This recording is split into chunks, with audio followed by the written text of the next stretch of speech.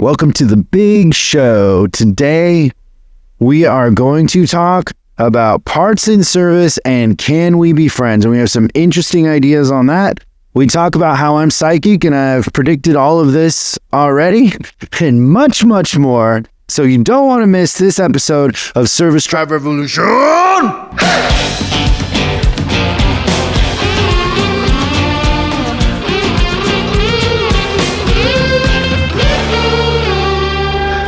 We have a trip coming up. We're actually going to Vegas twice. Yeah, because once won't do it. The first one we won't talk about. But the second one, we're taking the team to see the Sphere. If you don't know what that is, it's like this state-of-the-art round building light show on steroids, but the sound and then the video goes all the way around you. U2 is playing a concert there, but they also, when U2 isn't playing there, they have a movie that was created for it specifically. Yeah, we're gonna go see the movie. But you want to know the funniest part of this? I can't wait. Is this morning before you came in the room, you weren't in here yet, or were you in here? Were you left? I don't know why you weren't here, but Patricia and I were here. And which is not normal. We were talking about how to get to Vegas. You take the 15. And I said, why don't you ride with Christian? And she looked at me like I had called her kids a name or something. It was the biggest insult that you could have given. Like daggers. And I was like, what? I'm pretty harmless on a straightaway. Not according to what did you do to poor Patricia? I don't know. What's funny is that she's actually been a champion that she thinks that the bad driving's overstated. So I'm a little surprised. It's great. I'm excited for us to all go kind of experience this. It'll inspire us. We're trying to pick up our game here with our state-of-the-art visual and audio. Yeah, that's what I was going to say is I think what we'll learn is that this library, we want it to have a serious effect on people. And the visual is such a big part of it. Like even the way the books are organized, it's super intense. Remember when I wanted everybody to go to Chicago to see that art exhibition? Yeah. And I think you thought I was crazy. Nick Cave. Yeah. I wasn't crazy. No, it was great. We did some really good things. You could never explain it, right? I'm hoping this is like that. I think it will be. How's your coffee? It's great. Christian is saying that because he made the coffee. So we had an incident at Top Dog. Before, let me tell some stories today. Let's get a cigar going. Before Top Dog, I was really concerned about the coffee for Top Dog.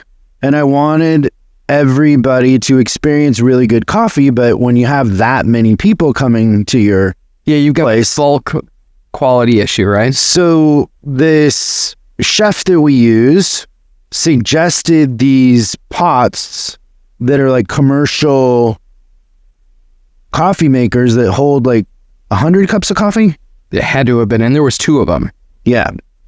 And so they were cycling those because they were brand new, and so you want to run some water through them. Yeah, you're going to take a couple practice rounds. And so Christian comes in with a cup of coffee from one of those and says, this coffee isn't bad. And I was like, oh, okay.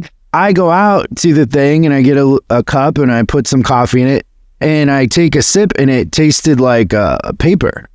I was going to say dishwater, but paper. It tasted like paper. Okay, great. And then I said, Christian, this coffee's terrible. And you're like, what do you mean? And then I went and asked them, I go, what's the deal with this coffee? And they said, oh, we ran like basically Folgers, like cheap coffee through it to, they ran 3 cycles through it to kind of condition, get the metal taste out of it or whatever. But you thought that, so since then, Christian has committed himself to being a coffee connoisseur. So he's been making pour over coffee for us. Yeah. And you're really good at it. I don't know that you taste what I taste. By the way, you know that latte you had in Seattle? The Vivace? Yeah. So there's a place in Seattle called Vivace. And it's the best latte in the world. It was good. Like you can't, same thing, you can't explain it, but when I grew up in Seattle, before Starbucks bought everybody and closed them, there were so many great coffee places. Vivace's one of the last standing. It's on Capitol Hill.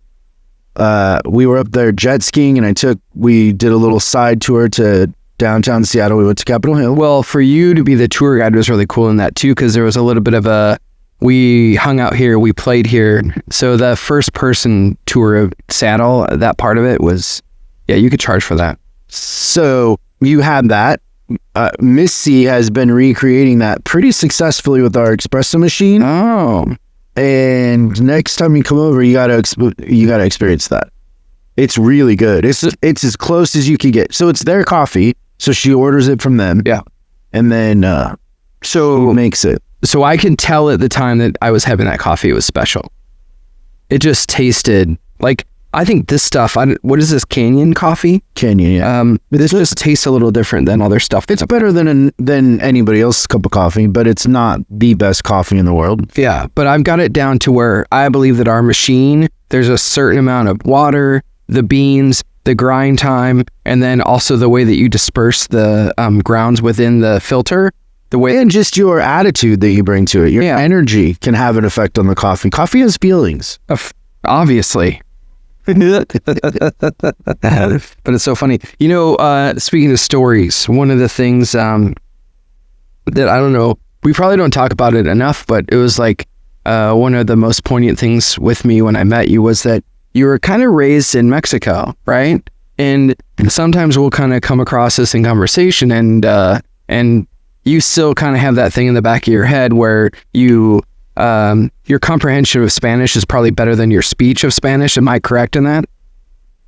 It's not as good as it used to be. Yeah, but there was a time last week where you and I both answered someone at the same time that was talking in Spanish, but not to us.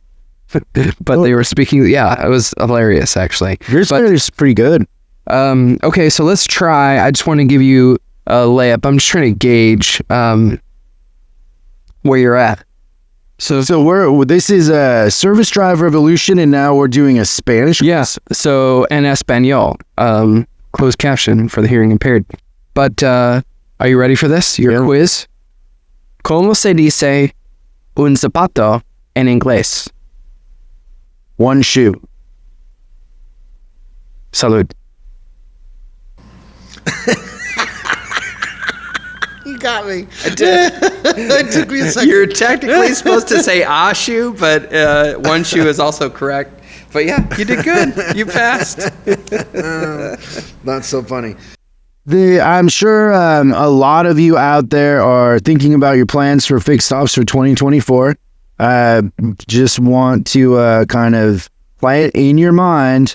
If you're not in a coaching group, if you don't have a mentor, and you could be doing much better, especially going into what our industry is going to experience the next couple years with used cars and new car interest rates and the equity issues. The fixed ops is going to be more and more important. So we have limited space. So I would hurry if you're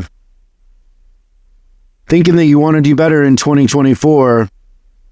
We only have so many spots for coaching clients. So yeah, we've had a run lately on a new client at chriscollinsinc.com, and we'll get somebody to kind of talk you through that. But you know, the opportunity in 2024 is unbelievable. There's so many things that we can help you with and do for you. It will be the biggest spotlight yet on fixed ops. Also, nice little note here from Tom Mack. He wrote a little email. This is given to me in our Monday meeting. Oh, it's funny. He replied to the email that isn't my email. Oh, he wouldn't know any better. Yeah. So he, very sweet of Tom here. He said, "Hello, Chris. Just wanted to follow up with you regarding last Tuesday's performance. Again, you nailed it." So he's talking about the Irreplaceable Service Manager Live lecture series that we've been doing every other Tuesday. If you're not in on that, go to chriscollinsinc.com and sign up immediately. You're missing out. You'll get all the back ones too. But I am just wondering how many people caught the Blink reference. It's been about a year now since I read 6 Minute X-Ray, which is Chase Hughes' phenomenal book. Yeah. And it's been about 6 minutes since I finished Blink. These two books worked well together in the order listed. Thank you for the reference, and for one would be interested in what else lies within your library. I know you're not a big NADA fan, but we do have a Book of the Month Club in our 20 group, and Blink will make our November nomination. Thanks again for what you do and keeping it real, Tom Mack. Man, Tom, I couldn't even start to tell you all the books that are in here or the different categories. I think the thing that surprises most people is the different categories. The breadth of the library. Yeah. I also think Tom should come out and check it out. But we are doing another thing for the general business market, and it's called the Syndicate X Library. So that's why we built this library. It just now has a YouTube channel. The first weekend, it had over 5,000 views with just 2 videos. We're up to like 75 subscribers or something. And that thing will be I have the goal of it being over 1 million subscribers. It's going to be big. The content that we're putting up there is incredible, and it's a great place for you, Tom, to get ideas for books, because I'm profiling books that I just get. So we're doing a segment on that channel called just new additions to the library, and I'm profiling books that, are meaningful or have a lesson. Everything kind of has a business lesson one way or another. I'm trying to convince Christian to go on there and do some reaction videos with me. I feel like I need your sense of humor in there, but we don't want to be too controversial right out of the gate. But check that out, the Syndicate X Library. Please subscribe, comment, like. It will help us out, and I think everybody who enjoys this will enjoy that channel also. Yeah, I think that's going to be a community of people that just have a really good appreciation for books, learning, and what you'll find is it'll be your people. Yeah, we learned that with Business Outlaws, right? Yeah. Because Business Outlaws, of all the things you've done, had millions of downloads. Yeah, I think those channels and those videos, like they're unlike anything else you can find. And there's a lot of crap on the internet. Like, there's nothing that comes close to what this is. Oh, you're serious? I thought that was dead serious. I thought you were segueing into a joke. Well, it's like, I was wanking to work. I can see where you would think that. I've got more jokes to come. That wasn't a time board. That was a serious, like, I'm a huge fan of what we're doing, which is, I don't know, in itself, that's really, really fun. But a lot of it translates over into what we do in the car thing. So Syndicate X Library on YouTube. You'll see my mug. Yep. Your cool logo. Comment on the videos like, oh, he's so handsome, that beard, so wise. There already are some comments about your beard. Oh, really? Yeah. We got to get somebody to manage that, because I don't want to read all the comments. No. I don't want to look at it. Christian, what's in the news today?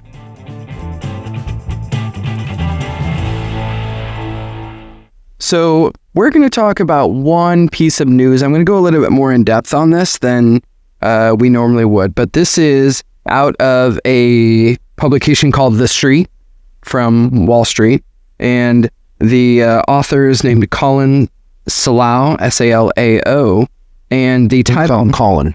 We're going to call him Colin for sure. Colin with a C or a K? C. So fine Irish translation of the of this name. So it says, billionaire makes several bold claims about Elon Musk's Tesla. And there was a lot of really, really good... Who's this billionaire? His name is Ron Barron. Have you ever heard of Ron Barron? No, but it sounds like a very serious name. Yeah, he has no choice but to... with Barron. He has no choice but to be a billionaire. But I'll read a little bit of it. Billionaire Tesla investor Ron Barron continues to be bullish on Tesla, and he's got a few reasons why.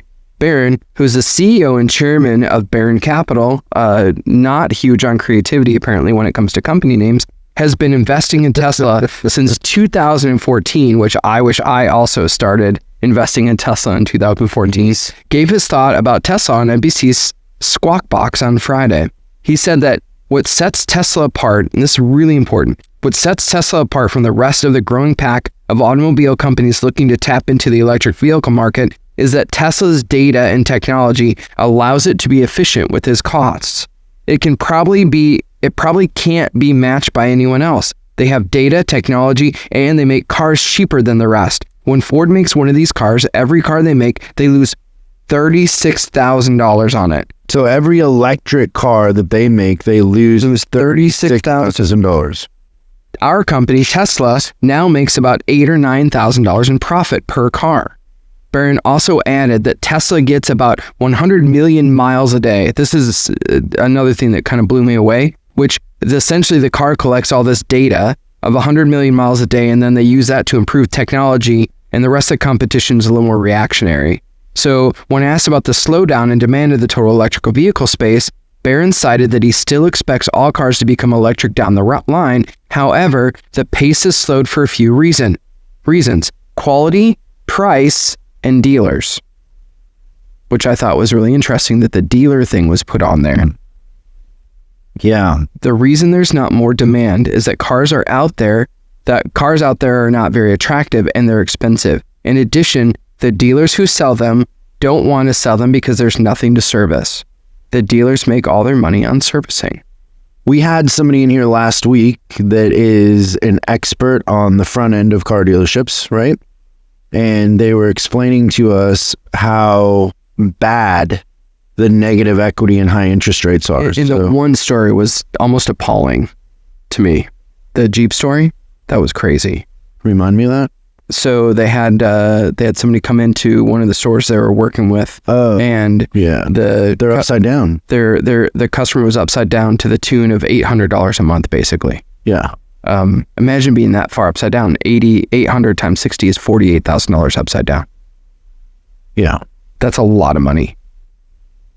But we knew when we were doing that there was going to be a price to pay at some point. You can't. It's like our national debt. You can't just keep doing it forever and not hit a wall eventually. Yeah, I mean, in general financing, thinking about it, right? The first 24 to 30 months of your finance loan, you're barely paying off any principal. Like, you don't start to get into the meat of it until the last 2 years of a 5-year loan. And the average trade cycle is like 38 months or something like that. So in general, they owe a little bit less than what they paid for a car, and they're just upside down. And then the replacement car is $20,000 more. Okay, I'd like to point out that there's lots of evidence out there on this channel of me saying this exact same thing. From a long time ago. Yeah, a long time ago. When NADA, Tom, one of the reasons I'm not a fan of NADA is because they told me I couldn't talk about Tesla. And I asked them why, and they said because it's not a popular subject. Not because it isn't reality. And NADA has done nothing to make the dealer body stronger, to position them in any way where they're competitive. Nothing has changed in the approach. The dealers just keep losing leverage. They have way less leverage now than they had 20 years ago. Yeah. With the customer and with the manufacturer. But everybody goes to that convention. Like, it's ridiculous. The thing that I think most don't get about this is that I've also sat in meetings with manufacturers and they see the dealers as the problem. So they see that margin that the dealers are getting as an issue. They see how slow dealers move, how they have to force them to do things, right? And just the overall mindset, like how many dealers that we work for fought the manufacturers on having charging stations for electric cars? Several, yes. Now, really, if the dealers were thinking about the customers, especially dealers in metro markets, so I'm not talking about somebody in South Dakota. I'm talking about somebody in Los Angeles or Chicago or New York or Miami, right? Dallas. If they were really like, so the manufacturer comes to them and says, hey, we want you to spend $250,000 on these 2 charging stations or whatever. Each manufacturer does a little bit different, right? Most of the time they should be putting in 6, not 2. Whatever they're told to do, yeah. Or times 3 probably. Then the second thing is, how much do you think it costs to put a little coffee shop in? Not much at all. Think of the coffee you could serve. And just think about the consulting you could do for these coffee shops. I should be a coffee consultant. Be like, here's how you grind it. Here's the energy you got to bring to the coffee. I put at least 2 cups of love into every pot that I make. Yeah. That you can't, people don't know, they can't just do that without somebody actually mentoring them on how to put love into coffee. That's right. So, to make a very long story short, is we're thinking about the wrong stuff. Yeah, I think it's also very important. It's not too late, but we're running out of time. Now, meanwhile, right here next to me, where I live in the beautiful communist country of California, there's a Tesla charging thing with a diner with waitresses on roller skates. It's brilliant. In a drive-in movie. Like, they got fast chargers, like you can charge in like 20 minutes. But they just think about how many people are staying for an hour and a half. They don't even notice. It's not an accident that a lot of charging stations are by malls. But we're not thinking that way. We're not thinking that way. Good stuff. Let's talk about parts and service. Can we be friends? Yeah. It's a great topic. If only there was a way to glue them together. They're diametrically opposed. Well, I'll tell you this. When they are diametrically opposed, you sure can tell. That's one of the easiest things to spot when we go into a store, is whether or not parts and service play nice together. Yeah. Can you think about in some of the stores that you've gone in where you've walked in and just been like, oh, okay, the parts manager and service manager, they get it that it's a team sport? Yeah. Yeah.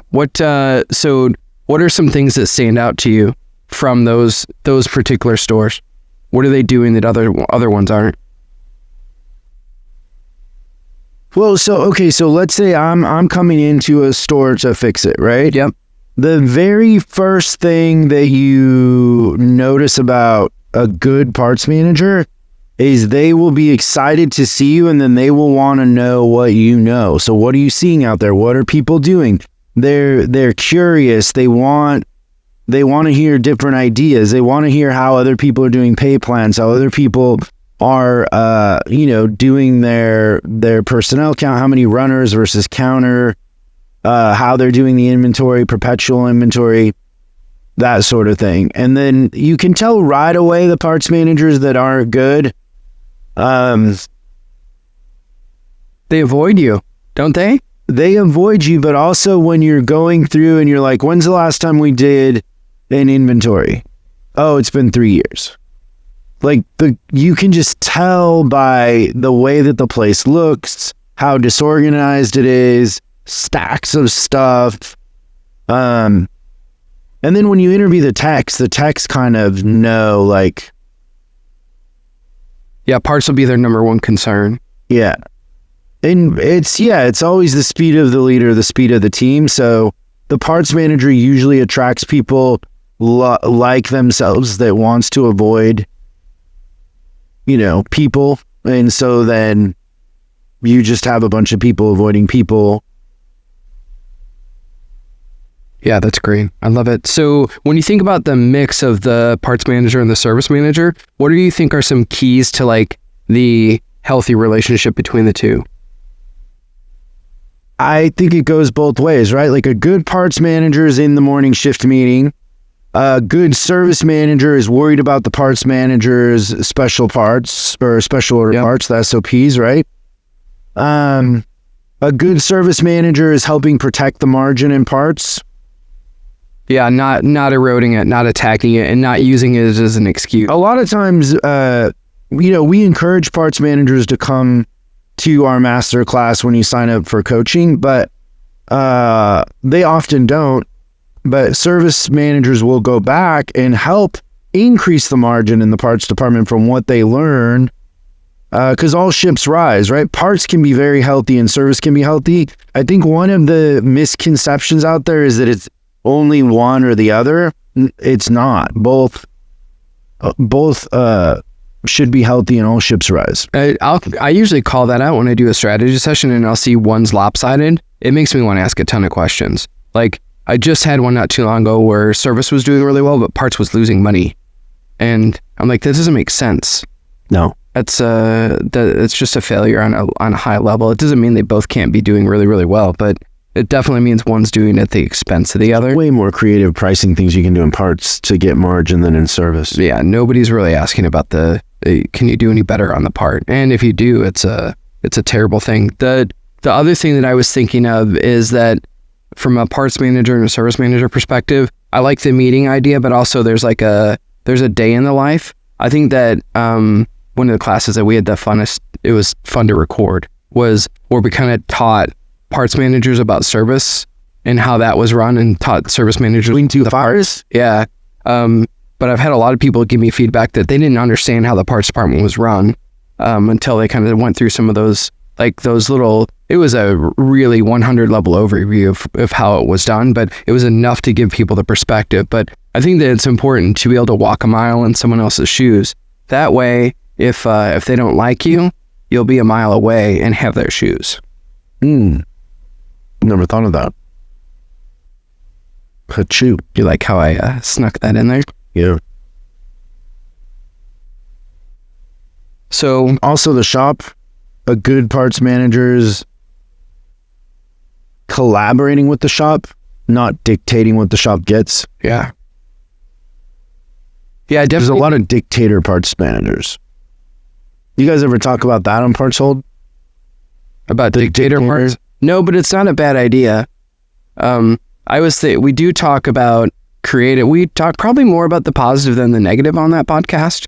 Whereas we're trying to inject creativity, which is not a natural thing for a parts department, but there's so much opportunity out there. I was even thinking about as we were talking about electric cars earlier, is that, the truth of the matter is, do they have as much fluid? Do they have as much need for preventative maintenance? No, but there's a ton of opportunity for us and excuses for us to personalize, right? So everyone wants a personalized car. So if I was running a dealership that's, sold a ton of electric cars, I would make sure that they'd be wrapped, they'd be tinted. I'd be putting special wheels on the cars, bumpers, the whole thing.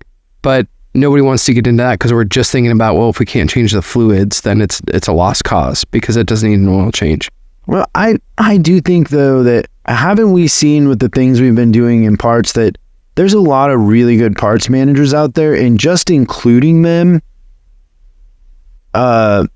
makes them better in the sense that when they feel like they're included, then they will speak up, and then they usually have pretty good ideas. That's right. But when they're not included, you're not inclined to push your way into something.